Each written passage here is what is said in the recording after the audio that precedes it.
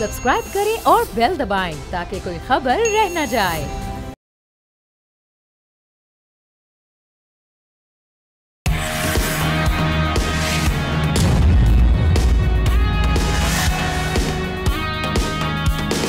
अस्सलाम वालेकुम नाजरीन, आप देख रहे हैं न्यूज़ पंच। मैं हूं आमना खटाना। इस वक्त हम देख रहे हैं कि इंटरनेशनल मार्केट में खाम तेल की कीमतों में अचानक बड़ी कमी हुई है। खाम तेल की कीमत इस साल 20 जनवरी को $82 थी और 50 सेंट से कम वक्त में $12 से ज़ायद कमी के बाद अब कीमत $69.3 हो गई है। इस वक्त खाम तेल की कीमत अगस्त 2021 की सतह पर आ चुकी है। और अगर हम पाकिस्तान के हवाले से देखें तो अगस्त 2021 में पाकिस्तान में पेट्रोल की कीमत 119 रुपये फ़ी लीटर थी। इसलिए अवाम उम्मीद कर रहे हैं कि आलमी मंडी में पेट्रोल की कीमत में बड़ी कमी के बाद पाकिस्तान में भी कीमत 150 रुपये कम होनी चाहिए। इसी सिलसिले में जमात इस्लामी के अमीर हाफिज़ ज़ईम ने तो फौरी तौर पर 50 रुपये फ़ी लीटर कमी का मुतालबा कर दिया। लेकिन सवाल यह है कि कर्ज में जकड़े मुल्क को IMF से पेट्रोल की कीमत कम करने की इजाज़त मिलेगी, जिसके सख्त शराइत के तहत पेट्रोल पर 60 रुपये लेवी लगाई गई। दूसरी जानिब ऑयल मार्केटिंग कंपनियों ने इंतबाह किया है कि वो रिफाइनरीज़ के साथ टेक एंड पे मुआहदों पर ज़बरदस्ती दस्तखत की मुखालफत करेंगे।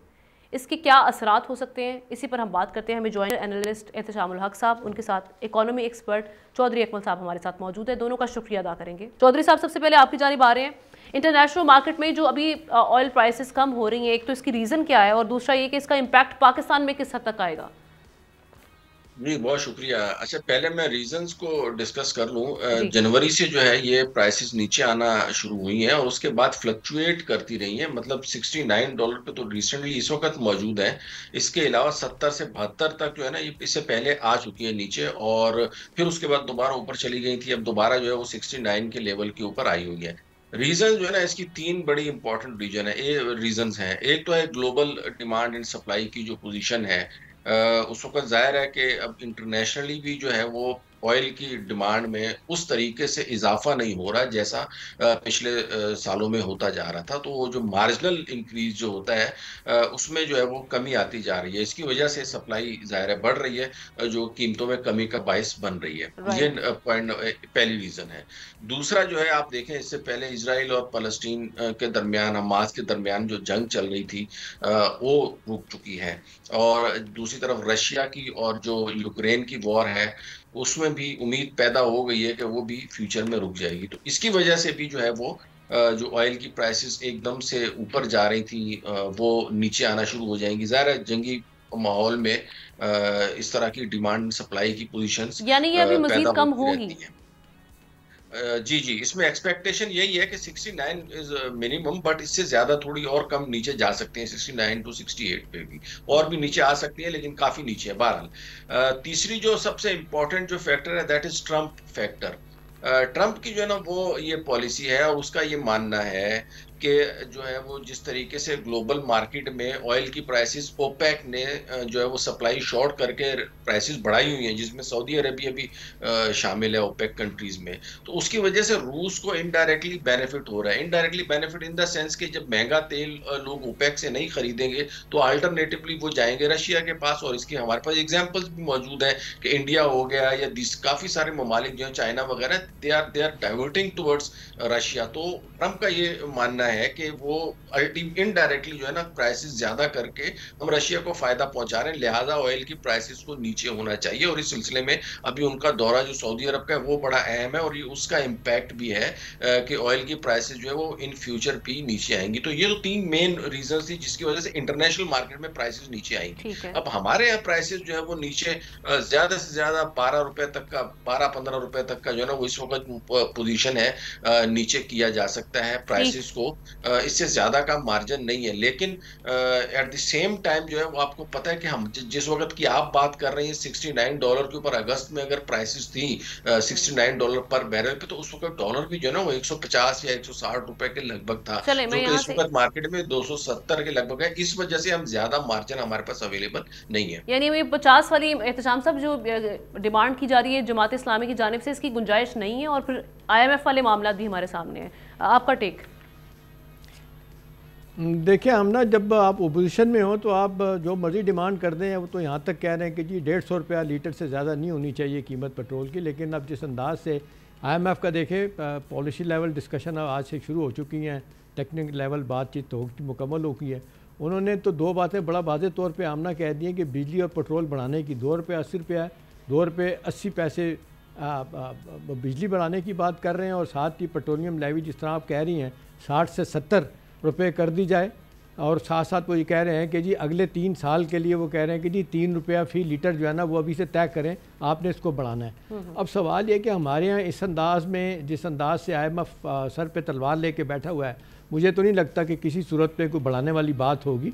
दूसरी बात है कि इंटरनेशनल सतह पे जो तब्दीलियाँ आई ना, एक तो ये भी बड़ी वजह आमना कि ये जो फॉसल फ्यूल जो है ना इसकी प्रोडक्शन अमेरिका ने इंक्रीज़ कर दी है, उसकी एक ये भी वजह हुई है कि ये प्राइसेस इसकी कम हुई हैं।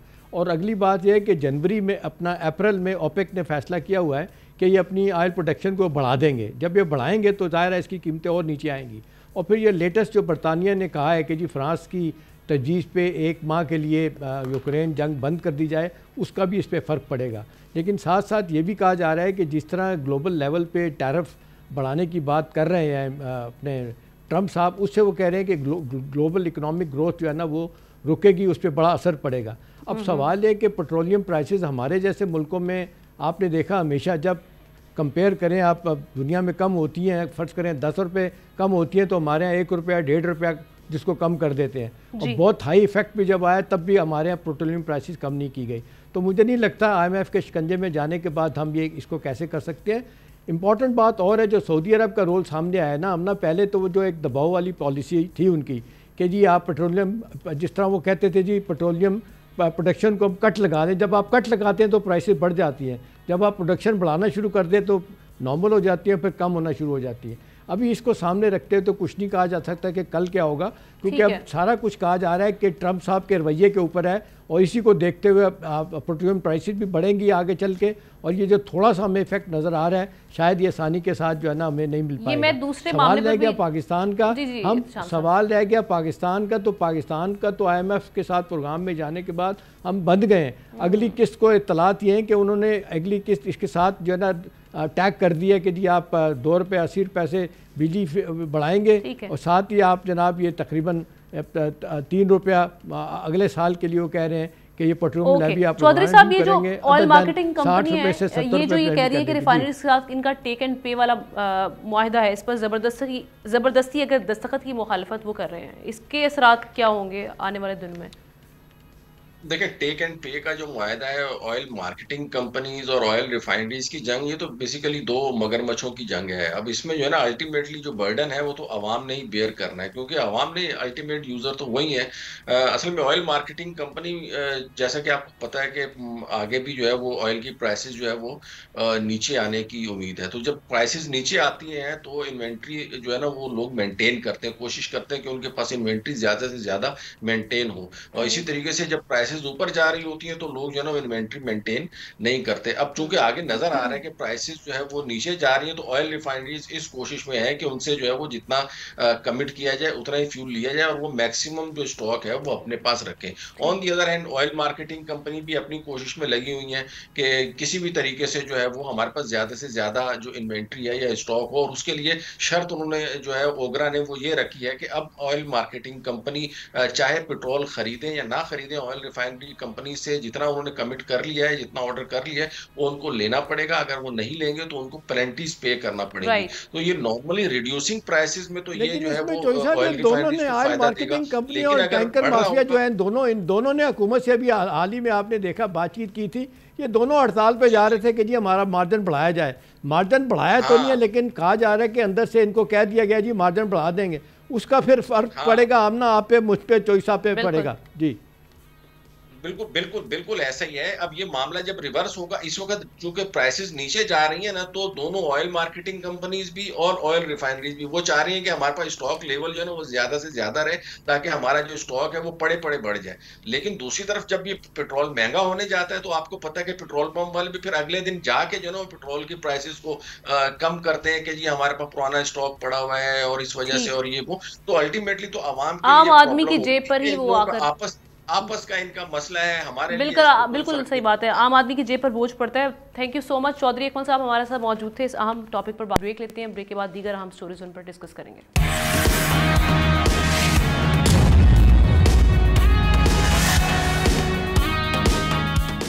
वेलकम बैक नाजरीन। हकीकी के मुकाबले में मसनूई फूल किसी को अच्छे नहीं लगते, लेकिन मसनूई जहानत एक अनार 100 बीमार वाला मामला है। इसलिए दुनिया में आर्टिफिशियल इंटेलिजेंस की दौड़ हम देख रहे हैं कि इसमें तेज़ तर होती जा रही है। America, China, Bharat, Argentina, Saudi Arab समेत मुख्तलिफ ममालिक हम देख रहे हैं इस पर काम कर रहे हैं। अर्जेंटाइन ने तो 2023 में हुकूमत की तब्दीली के साथ सुपर पावर बनने का AI का ऐलान किया और बड़े डेटा सेंटर्स की तामीर शुरू की। पाकिस्तान की अगर हम बात करें तो मई 2023 में पाकिस्तान की पहली कौमी मसनूई जहानत पॉलिसी तैयार की जा चुकी है, जिसका मकसद 2027 तक 10 लाख IT ग्रेजुएट्स को AI की तरबियत फराहम करना है। ज़राअत हो, सेहत हो, तालीम समेत मुख्तलिफ शोबों में AI का इस्तेमाल भी शुरू हो चुका है। लेकिन इन इक़दाम के बावजूद पाकिस्तान AI के मैदान में आलमी मुसाबकत के लिए मज़ीद तेज़ रफ्तार और मौसर इक़दाम यहाँ पर करने की ज़रूरत है। इस हवाले से हमें क्या चैलेंजेस दरपेश हैं, इनसे कैसे निपटा जा सकता है, इसी पर शामुल हक साहब के साथ हमें ज्वाइन किए हबीबुल्ला खान साहब, AI एक्सपर्ट हैं। वेलकम कहेंगे आपको प्रोग्राम में। हबीबुल्ला साहब, सोवरन AI की अगर हम ख़ास तौर पे बात करें, आजकल इसकी भी बहुत बात हो रही है और मेरी अंडरस्टैंडिंग में जहाँ तक मैंने इसको समझा, किसी भी नेशन की कैपेबिलिटी है कि वो अपना AI अपने इंफ्रास्ट्रक्चर और अपने डेटा को यूज़ करते हुए प्रोड्यूस करे। अब एक तो इस कॉन्सेप्ट को ज़रा डिटेल में समझाइएगा और दूसरा मुझे ये बताइएगा पाकिस्तान को आप इस रेस में कहाँ पर देखते हैं अभी और क्या चैलेंजेस हैं हमें इस वक्त? अच्छा, सवाल एक्चुअली बहुत अच्छा है क्योंकि सॉवरेन AI का बहुत कम लोगों को पता है। देखें, हर चीज़ में नंबर 1 होना ज़रूरी नहीं है, ठीक है, क्योंकि नंबर 1 जो लोग हरकतें करते हैं, जो गलतियां करते हैं, आप उनसे सीख सकते हैं। और जब हम सॉवरेन AI की बात करें तो ये एक चीज़ है जो हम देख सकते हैं और जिसके बारे में कुछ कर सकते हैं। देखें, इस वक्त अगर आप पाकिस्तान को देखें, पाकिस्तान एक बड़े यूनिक मोड पे खड़ा है। हमारा एक डिजिटल पब्लिक इंफ्रास्ट्रक्चर जो है ना, ज़रा कमज़ोर है। डिजिटल पब्लिक इंफ्रास्ट्रक्चर वो सिस्टम और वो टेक्नोलॉजीज़ होती हैं जो जब इकट्ठी काम करती हैं तो बहुत सारा डेटा जनरेट करती हैं। तो पाकिस्तान डिजिटल अथॉरिटी उसने बनाई है, जो बहुत अच्छा कदम है इस मुल्क का। अब पाकिस्तान डिजिटल अथॉरिटी पाकिस्तान का एक नेशनल स्टैक बनाएगी, ठीक है जी। नेशनल स्टैक में 3 चीज़ होती हैं, ये समझना बहुत इंपॉर्टेंट है। उसमें होता है आपका एक डेटा एक्सचेंज लेयर होता है, उसके ऊपर आपकी एक डिजिटल ID बनती है, उसके ऊपर आपकी यूनिफाइड पेमेंट्स हो जाती हैं। जब ये स्टैक बन जाता है तो पाकिस्तान डिजिटली ट्रांसफॉर्म हो जाएगा।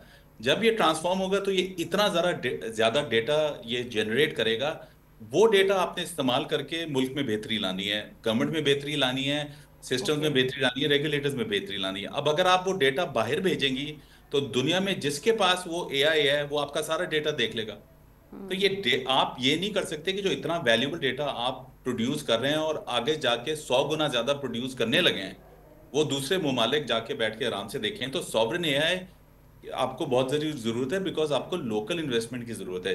सबसे पहले तो जाहिर बात है, आपको डेटा, जब आप सॉवरेन AI की बात करते हैं, सबसे बड़ी बात होती है कि आप अपना इंफ्रास्ट्रक्चर बनाएं, आप अपना डेटा सेंटर बनाएं। हर AI, जिसको आप मसनूई जहानत कहते हैं, हर AI के 2 काम होते हैं। एक होता है मॉडल ट्रेनिंग, कि आपने जी अपना मॉडल बना दिया, जैसे ChatGPT एक मॉडल है, वो मॉडल आपके डेटा पे ट्रेन होता है और वो एक, आप समझ लें कि एक बहुत बड़ा दिमाग बन जाता है। दूसरा जो होता है वो है इन्फ्रेंस उस दिमाग को इस्तेमाल करता है अपने सवालात के लिए। अच्छा, ये दोनों बहुत ही डिफरेंट किस्म का इंफ्रास्ट्रक्चर रिक्वायरमेंट है इनके लिए आम डेटा सेंटर आप नहीं इस्तेमाल कर सकते। इस वक्त अगर आपके पास PTCL का बहुत बड़ा डेटा सेंटर है, बड़े 2-3 बहुत बड़े बड़े डेटा सेंटर्स हैं पाकिस्तान में, वो आपके लिए वो आप नहीं इस्तेमाल कर सकते। आपको एक नया डेटा सेंटर बिल्कुल नए तरीके से, नई जिद्दत के साथ बनाना पड़ेगा, उसके अंदर मशीनरी भी नहीं लगी, उसके रैक्स भी नहीं। पाकिस्तान में एनवायरनमेंट है या पाकिस्तान में जो अवेलेबल रिसोर्सेज हैं उसमें रहते हुए हम अपना सोवरेन AI प्रोड्यूस कर सकते हैं और कब तक कर सकते हैं, कुछ एंटिसिपेशन आपकी? देखें, एक तो इसके अंदर 2 चीज़ें होती हैं। एक तो मैन पावर की चीज़ होती है कि आपके पास स्किल्ड लोग कितने हैं, दूसरी चीज़ इंफ्रास्ट्रक्चर की होती है। तो इंफ्रास्ट्रक्चर तो आप बहुत जल्दी बिल्ड कर सकते हैं। इंफ्रास्ट्रक्चर में सिर्फ मसला ये होता है कि ये आपको डायरेक्टली ना निगोशिएट करना पड़ता है बड़ी कंपनियों के साथ जिनके पास चिप्स हैं। अब सबसे बड़ी मशहूर कंपनी है एनवीडिया का जो सबसे ताकतवर चिप है वो H100, वो इतना ताकतवर है कि बैन लगा दिया अमेरिका ने कि जी चीन को नहीं भेजना, चीन के दोस्त ममालिक को नहीं भेजना। वो तो शायद आपको मिलना मुश्किल हो जाए। जो आपको मिल सकता है H800 या उस तरह के जो दूसरे चिप्स हैं जो उसके लेवल के हैं, वो आपको निगोशिएट करने पड़ेंगे एज अ गवर्नमेंट।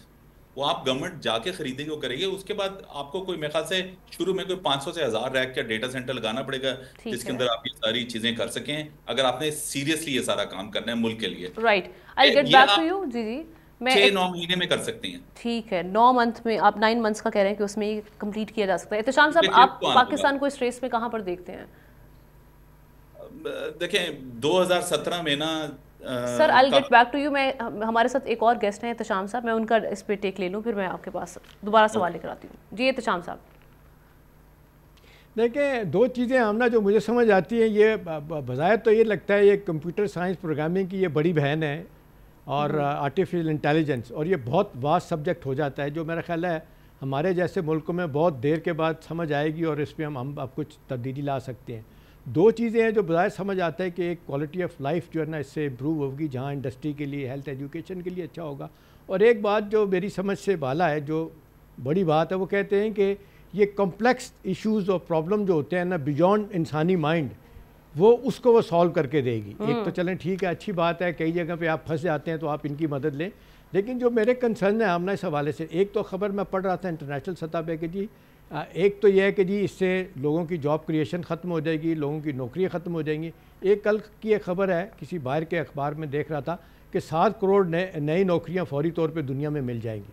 फिर अगला सवाल ये पैदा होता है कि जी जो ह्यूमन माइंड की ग्रोथ है आमना, अभी देखें ना GPT की जो बात होती है, अब एक ज़माना था आप पढ़ते थे, लिखते थे, फिर आपको कंप्रीहेंशन होती थी चीज़ों की। क्रिएटिविटी को ये तो ये है कि बिल्कुल आप जो कुछ कहेंगे उसको आपको नकल मार के मिल जाएगी। एक ज़माने में तो प्लेजरिज्म लोग करते थे, पकड़े जाते थे। अब वो कहते हैं चैट GPT में आप कुछ लिख के भेजें, बगैर कोई तहकीक के पढ़े लिखे आपको वो चीज़ मिल जाएगी। तो मेरा तो कंसर्न ये है कि इंसानी माइंड, ह्यूमन माइंड की ग्रोथ उस तरह तो नहीं होगी ना, टोटल आप कंप्यूटर की तरह आप चलना शुरू हो जाएंगे। तो ये तालीम के मैदान में मेरा ख्याल है, ये सवाल मैं भी पूछूँ खान साहब से कि तालीम के मैदान में तो ये लोग नकल मारा करेंगे, क्या करेंगे? थीसिस तो आपके पूरे के पूरे अवेलेबल होंगे। जी जी, क्या होगा? जी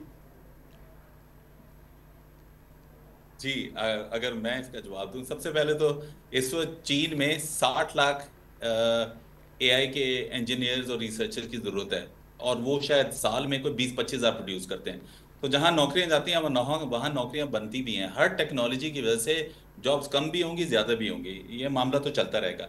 जहां तक बात आ गई कि AI का दुनिया पे क्या असर पड़ेगा, इसमें कोई शक नहीं कि कॉपिंग आसान हो जाएगी, इसमें कोई शक नहीं, लेकिन AI ही उसी चीज को पकड़ भी सकेगा कि भाई ये कॉपी हुआ है। तो ये एक जैसे आर्म्स रेस आपकी होती है, मिसाइल में भी आपकी चल रही है, न्यूक्लियर वेपन्स में भी चल रही है, टैंक्स में भी चल रही है, उस तरह ये AI में भी चलेगी। ये तो होता रहेगा।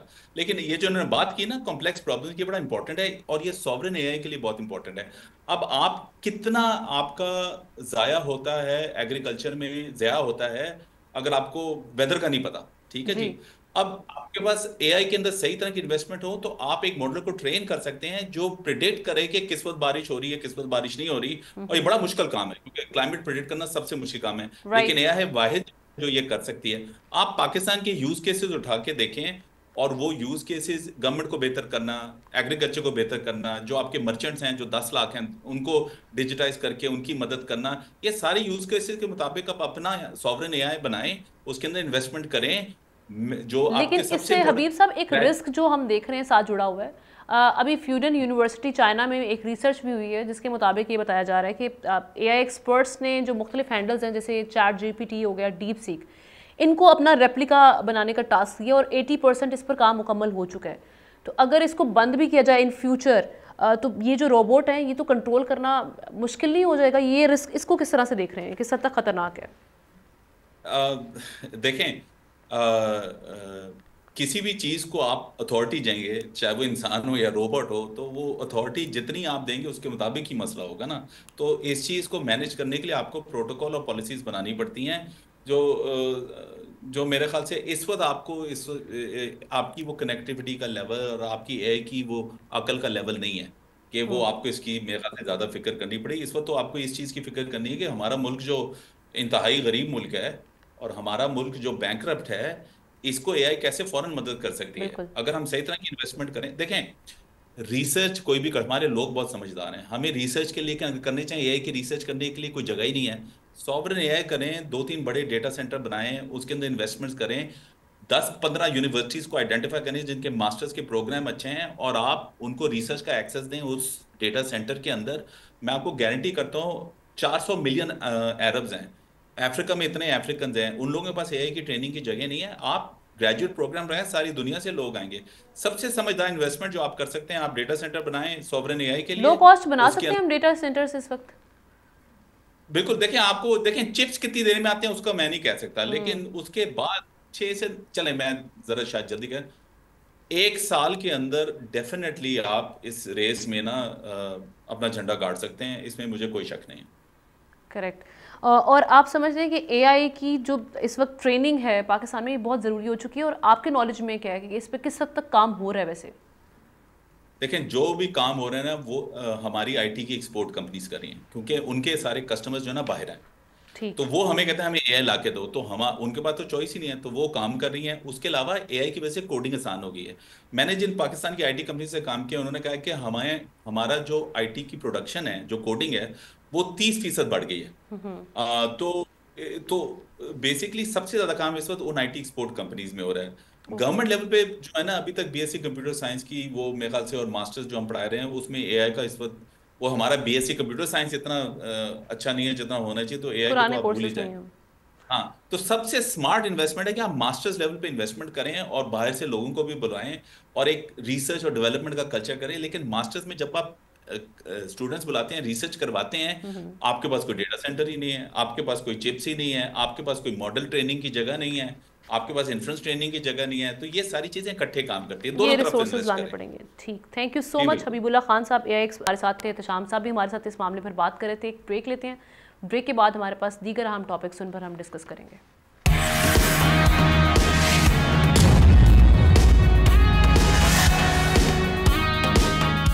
वेलकम बैक नाजरीन। एक बड़े ही आम मसले की जानिब बढ़ते हैं। पॉपुलेशन जिस तरीके से बढ़ रही है, पाकिस्तान की आबादी इस वक्त एक नाजुक मोड़ पर पहुंच चुकी है और ये मुसलसल बढ़ती तादाद हमारे मुस्तकबिल पर सवालिया निशान लगा रही है।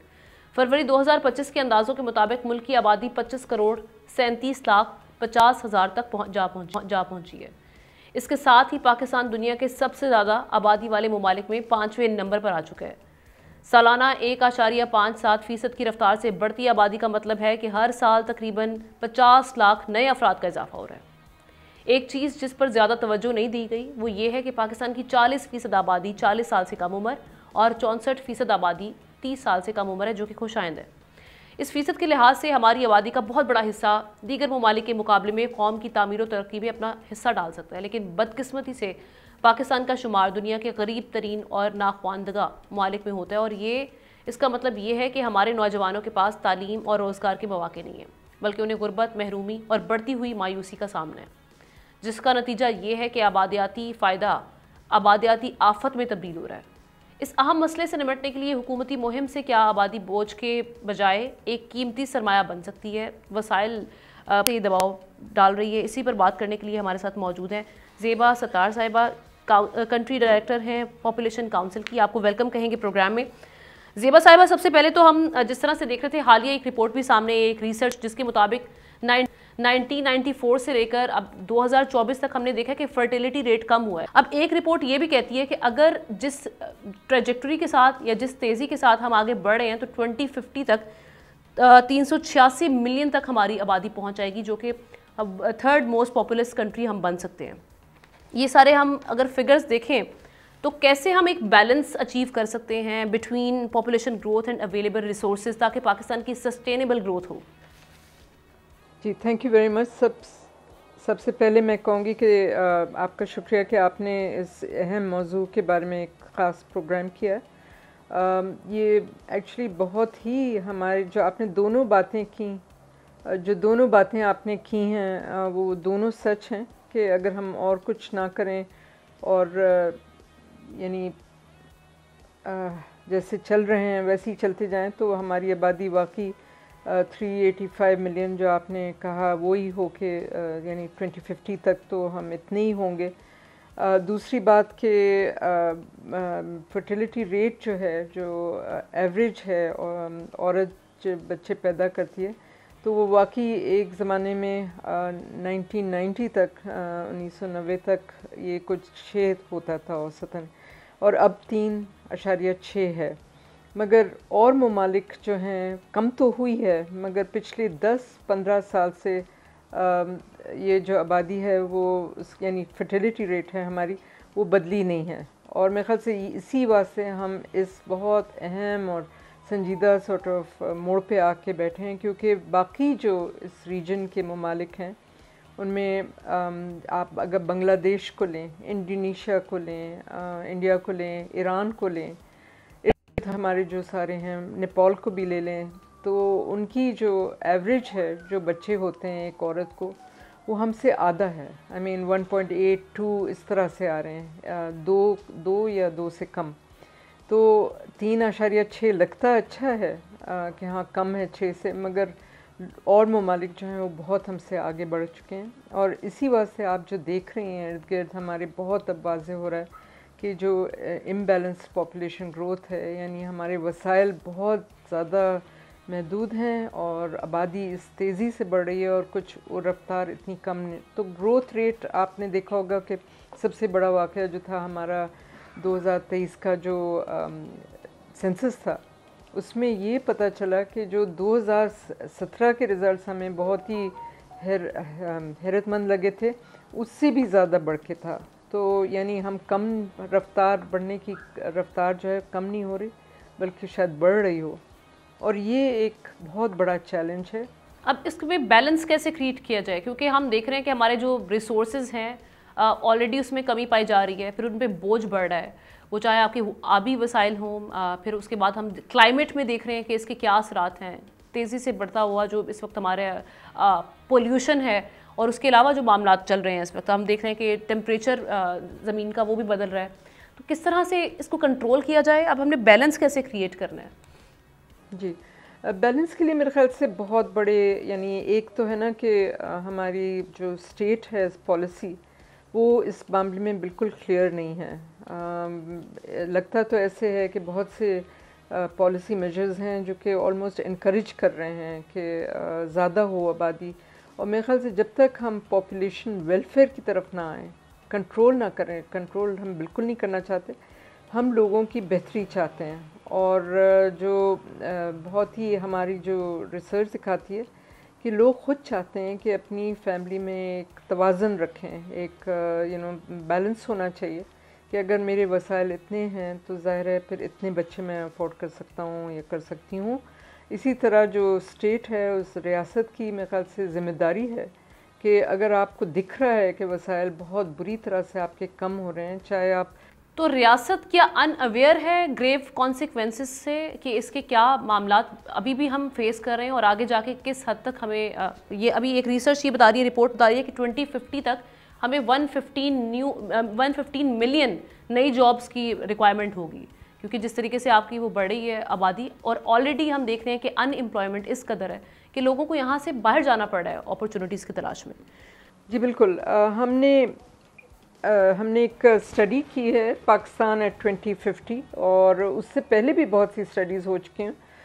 हमें पहले से पता था, क्योंकि लेबर फोर्स के हवाले से तो आपको पता है कि जो आ रहे हैं लेबर फोर्स में वो तो ऑलरेडी पैदा हो चुके हैं लोग। तो यानी जॉब्स जो रिक्वायर्ड हैं, एक तरह से जो आप कह रही थी ना कि हमारे फ़ायदे में भी जा सकता है आबादी की इतना, यानी डेमोग्राफिक डिविडेंड जिसको कहते हैं। अगर वाकई हमारे पास इतने वसाइल होते कि हम इतनी पॉपुलेशन को यानी लुक आफ्टर कर सकें, उनको सस्टेन कर सकें। सेकेंडली, अगर हमारी मईशत जो है वो बहुत अच्छा कर रही होती और हमारी ग्रोथ रेट्स लेट से कि 6 या 8% होते, तो वाकई हम अब्ज़ॉर्ब कर लेते ये जो लार्ज लेबर फोर्स है, जो एडिशनल हमें इजाफी और नौकरियों की ज़रूरत है, तो वो तो अब्ज़ॉर्ब हो जाती हैं। और ये डेमोग्राफिक डिविडेंड हो सकता है, क्योंकि ये आपकी लेबर फोर्स बढ़ती हुई जो रफ्तार से है वो आपके लिए एक बेनिफिट ला सकती है, वो कमाई लाती है और सेविंग्स भी होती हैं। मगर जब आपके पास इकोनॉमी ग्रो कर रही है, मैं एक फैक्ट बस कहूँगी, अगर आपकी इकोनॉमी बेरली ग्रो कर रही है, 2% से ज़्यादा ही नहीं जा रही, बल्कि बहुत उससे कभी कभी कम भी हो चुकी है, और फोरकास्ट है इसके मैक्सिमम 3, और आपकी आबादी उसी रेट से बढ़ रही है, तो लाइक्लीहुड यही है, इम्कानात यही हैं कि आप इस तरह से यानी जो आप कर रहे हैं इक़दामात वो खाए जा रहे हैं, यानी आपकी पॉपुलेशन ग्रोथ वो वही चीज़ ठीक है रही। मैं ये अभी पढ़ भी रही थी एक जगह पे कि अगर हम अपनी फर्टिलिटी रेट को 2.2% तक नीचे लेकर आएँ, इसमें कमी करें, तो आपकी 5.1% तक जीडीपी रेट आपका बढ़ सकता है।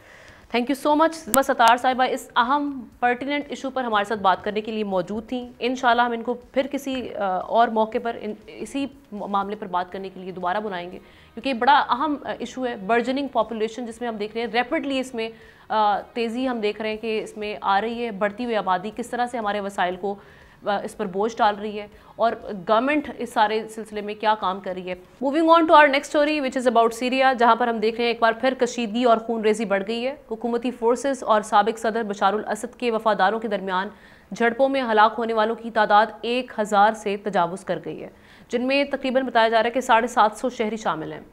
अरब न्यूज़ ने शामी मुबसर ग्रुप के हवाले से रिपोर्ट किया है कि 745 शहरियों में से ज़्यादातर कत्ल-ए-आम का निशाना बने, जबकि सिक्योरिटी फोर्स के 125 अरकान और बशारुल असद के हामी 148 अस्करियत पसंद भी हलाक हुए हैं।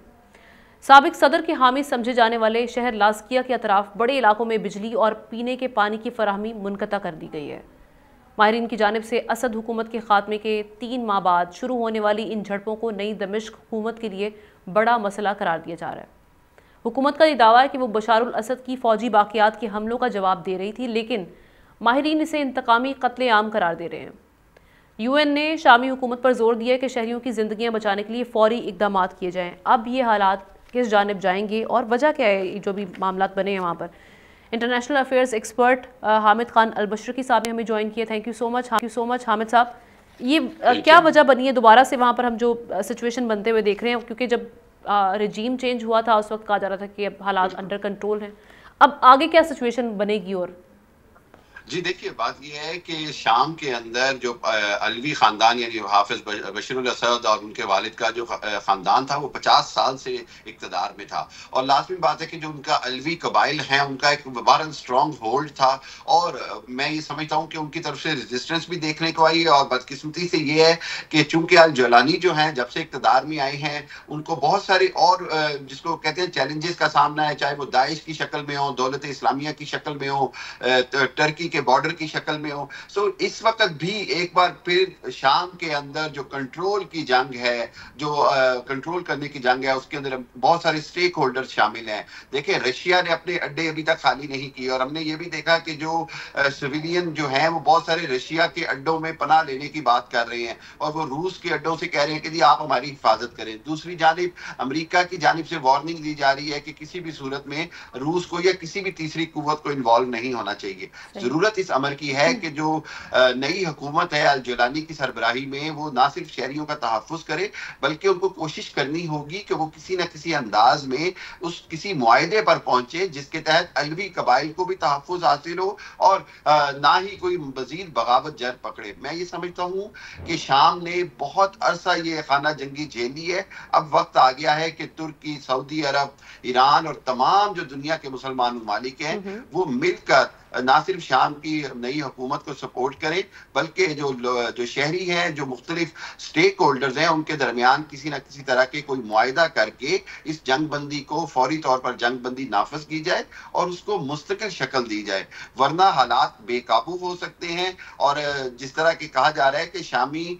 जो बशरुल असद के जो हामी हैं या जो उनके ग्रुप फौजी जो रूपोश हो गए थे, वो अगर दोबारा ताकत पकड़ते हैं तो दमिश्क समेत बहुत सारी जगहों पर फौरी तौर पर ये जो कंट्रीज हैं जिनका आपने भी जिक्र भी किया, इनकी तरफ से आपको कोई रिएक्शन और उस पर कोई इकदाम करते हुए कोई एक्शन लेते हुए नजर आ रहे हैं? क्या इम्कान है? देखिए, बिल्कुल देखिए, बात यह है कि तुर्की की जानिब से वाज़ेह तौर पर कहा गया कि जी हम जो है वो अपनी सरहद है उसको सील करेंगे ताकि ये कि हमारी तरफ दबाव ना आए, जबकि सऊदीया की तरफ से कहा गया कि जी कोशिश यही है कि हर हालत में अमन व अमान और या बातचीत के जरिए मामला तय किए जाएं, जबकि ईरान और रूस की तरफ से अभी कोई रिएक्शन सामने नहीं आया है। और आपको भी पता है कि बशरुल असद को बहरहाल जो हमायत हासिल थी वो रशिया की थी और उसके बाद ईरान की हमायत हासिल थी। सो मेरा ख्याल ये है कि देखना होगा कि अलवी कबाइल कितनी रेजिस्टेंस करते हैं, लेकिन सबसे अहम बात ये कि हुकूमत जो शाम की है उसके ऊपर लाजिम है कि किसी न किसी तरह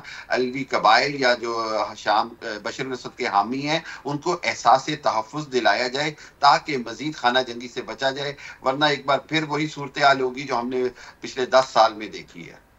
okay, thank you so much. हम हमारे मुशर्रफ के साथ मौजूद थे इस अहम मौजू पर बात करने के लिए। इसके साथ ही नाज़रीन प्रोग्राम का वक्त खत्म हो जाता है। आपसे इंशाल्लाह कल मुलाकात करेंगे। अल्लाह हाफ़िज़।